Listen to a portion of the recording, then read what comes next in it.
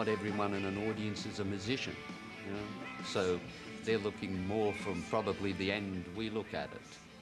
Because sometimes you can be a bit clever with the music, and you know, then I think you're in a different. You're not in a rock and roll band. You're usually in a jazz band or something, more on musical ability.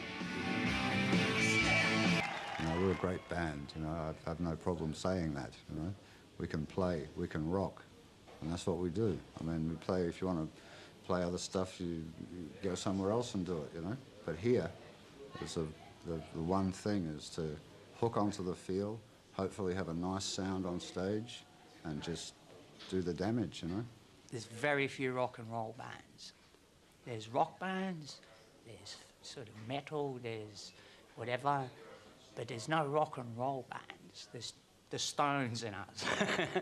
And their sound's completely different to us. So we really aim, you know, in an area that's going back in time with the sound, still what the old analog sounds, you know. So we try to even keep that, and the sounds are bigger than digital.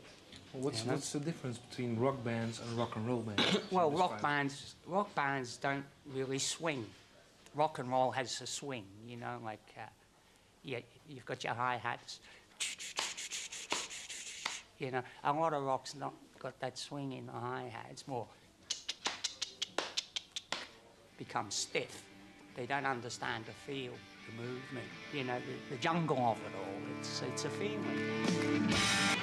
You need to entertain as well as good music in a live situation. Otherwise, people can see it once, and next time well, we saw it. We've got the record. Who cares, you know?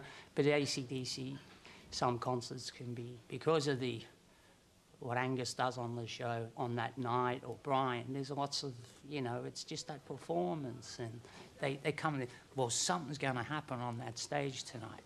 They always know that, and that's what I think it is, that personality the two up front, as well as a really good band and good writing, and determined never to change what we do.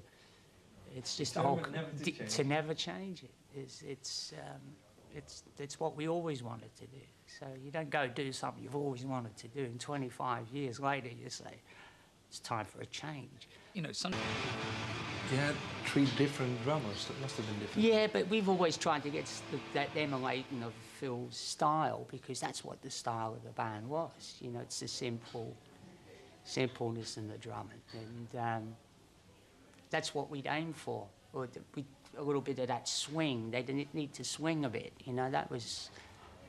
So that's what's required. And but we always had ambitions of getting Phil back. You know, it was just a matter of time for Phil.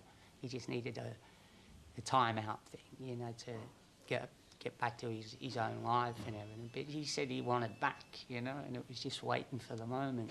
And so we were just putting drummers in there really until we got him back, because he is the real sound with the rest of the guys. It's the real deal, you know.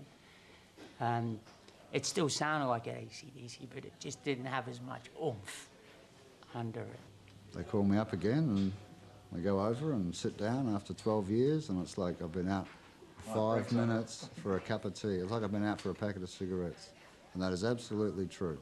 I sat down, never heard the song, dun dun dun, you know, dun dun dun, yeah, right, okay, this is it, and that's it, simple as that, you know, because I love it, you know, and it comes out the right way. The guys like the way it comes out, you know. Technically, I've got quite a few problems as a drummer, but when it gets going, and and you get some passion, then I sort of I have my own expertise with that, you know, so that's about the only way I could defend the way I play drums.